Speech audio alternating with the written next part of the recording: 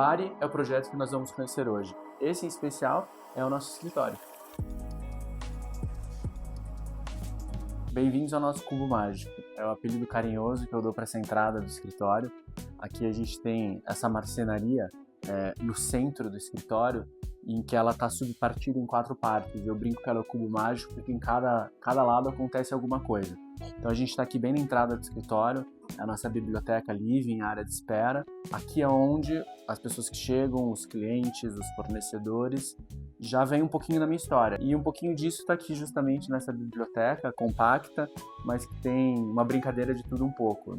Desde a minha coleção de Legos, livros, inspirações preferidas, minha coleção de cadeirinhas em miniatura, muitas aqui super especiais, Gaudí, Mies van der Rohe, nomes inspiradores, e também os nossos prêmios aí ao longo dos anos, esses 5 anos de escritório. Esse cubo central foi o ponto de partida do projeto inteiro.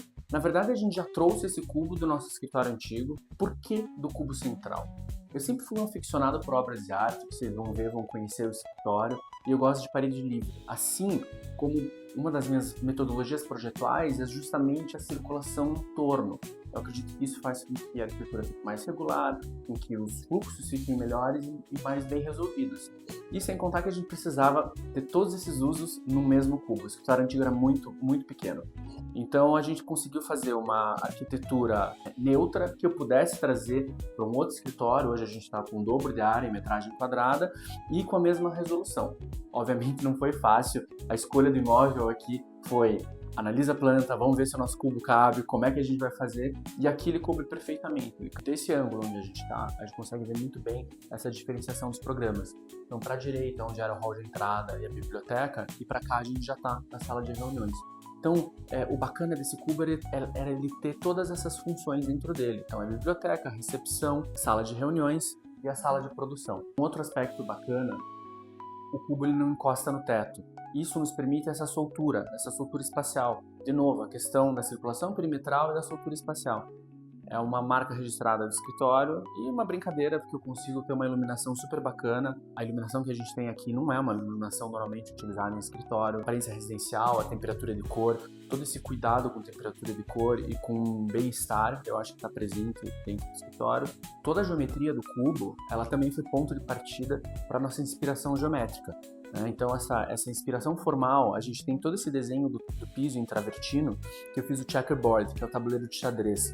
Normalmente vocês vão ver o tabuleiro de xadrez no preto e branco, cinza e branco, e aqui eu fiz o tom sur tom. Na verdade é basicamente a inversão dos veios de travertino. Esse aqui é um travertino Navona, né? Ele é bruto, sem polir. Eu gosto muito desse piso, ele é uma inspiração bastante clássica, e tem esse jogo dos quadrados. Se a gente analisar o piso e for percorrendo, você vê esses quadrados se repetindo. É o cubo dando a presença e o nome para o escritório. Dentro desse storytelling do cubo, aqui a gente tem toda essa paginação dessa tela tensionada, e a gente entra de novo na questão da iluminação. Essa sala de reuniões ela não tem iluminação natural. A iluminação natural ela está na minha sala e na sala de produção, que são as salas onde tem mais permanência de tempo, onde a gente precisava de um ambiente com mais bem-estar. Então, na sala de reuniões, uma solução foi criar essa tela tensionada seguindo essa paginação do cubo, para ter essa iluminação com esse efeito de pôr do sol, com esse efeito até de como se fosse um jardim de inverno. Eu gosto muito de trazer essa questão, como falei, da iluminação. Inclusive, esse aparador que está aqui, que é nosso desenho, ele é uma repetição do cubo, as portinhas quadradas, a maneira com que a meia altura foi feita. Então eu gosto muito essa força projetual que tem aqui dentro, em que a gente conseguiu levar um elemento para todos os ambientes do escritório. Algo super presente nos nossos projetos, e não podia faltar dentro do escritório, é essa mistura do clássico com o contemporâneo e do mobiliário assinado. Então aqui eu estou sentado numa cadeira que ela é do Pierre Jeanneret. Pierre Jeanneret era primo do Le Corbusier, o famoso arquiteto franco-suíço, e ele desenhou essa cadeira especialmente para o Palácio de Chandigarh, que foi um projeto urbano de alta escala, de grande escala do Le Corbusier na Índia, isso nos anos 50 e 60. E aqui do meu lado a gente tem essa poltrona em fitas do Flávio de Carvalho, trazendo um pouco do modernismo brasileiro. Não que essa cadeira do Pierre Jeanneret não seja muito diferente do moderno brasileiro, afinal, Corbusier e Niemeyer foram contemporâneos, de certa forma, aprendizes um do outro, né? E a gente tem toda essa questão do mobiliário brasileiro muito inspirado nessa historinha, que é a palhinha brasileira ou a palhinha indiana, depende do ponto de vista de quem está narrando a história. Outra peça que eu chamo já de clássico moderno são as cadeiras IMSS, são as cadeiras que a gente tem em toda a parte da produção do escritório. E essa que eu estou sentado, se você fosse perguntar para mim qual é a minha poltrona preferida, é essa.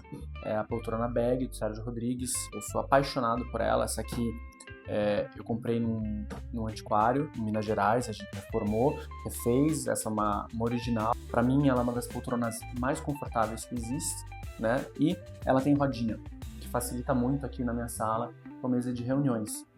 Eu escolhi justamente esse tom de couro caramelo envelhecido porque entrava em toda a questão da materialidade do projeto. A gente está trabalhando aqui com tons muito quentes, o tom da madeira da embuia, o caramelo, o piso no travertino nesse bege e com esses marrons.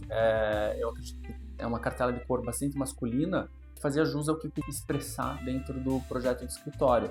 Então essa preocupação com os materiais naturais, a gente tem, além do travertino, um mármore paranaense, que é o Michelangelo Grigio, ele está levigado, que é um acabamento no levigado, em que a gente deixa ele fosco e sem textura. Trazendo essa inspiração moderna, que é muito parte do meu repertório pessoal, das coisas que eu visitei, da minha bagagem, das minhas viagens. Então, o Pavilhão Barcelona do Mies van der Rohe, que para mim é um projeto assim, divisor de águas na arquitetura moderna, eu queria trazer um pouco desse minimalismo, dessa brincadeira. Então, da mesma maneira com que o Mies se preocupava com uma frase que ele dizia que é God is in the details, que Deus está nos detalhes, a gente tem aqui um detalhe super bacana, que foi na maneira com que eu projetei isso e a gente executou esse projeto, os perfis dos vidros eles estão colocados abaixo do nível do chão. O que isso acontece? Se você olhar e ver, você não consegue ver esses perfis, parece que esses vidros estão flutuando dentro dessa base, que é o forro de gesso e o piso de travertino. E a mesma coisa aqui na maneira com que a gente soltou essa cortina, que ela foi feita justamente para parecer flutuando. Então, essas brincadeiras de que coisas muito simples, mas bem executadas, vão ter um resultado fenomenal dentro do projeto de arquitetura. Dentro dessas escalas de projeto, eu gosto de trazer a arquitetura para dentro dos design interiores. Por que arquitetura? Essa mesa é um projeto arquitetônico. A gente tem uma mesa completamente em balanço, a minha mesa. O contrapeso dela é justamente esse paralelograma que está ao contrário, na vertical, então a gente consegue contrabalancear. Ela tem toda uma estrutura metálica, tem todo um desenho de cálculo estrutural, justamente para ter essa sensação de leveza e brincar com isso dentro da funcionalidade. Então eu tenho as minhas gavetas, eu tenho um apoio aqui para minha bolsa no dia a dia, porque a arquitetura ela é uma tríade. E, de novo, é algo que a gente aplica muito em todos os projetos, essa preocupação com a tríade vitruviana, que é firmitas, utilitas e venustas. Então, de nada basta eu criar algo que é muito bacana, que eu quero que seja suspenso, que a gente entra nisso dentro dessa tríade como firmitas, sem o venustas, que é sem a beleza, ou sem utilitas, que é sem o fato de que isso deve funcionar. Então, o projeto de arquitetura ele tem que ser bonito, funcional e bem estruturado. O escritório é muita expressão de quem eu sou, porque assim eu também acredito que os projetos devam ser.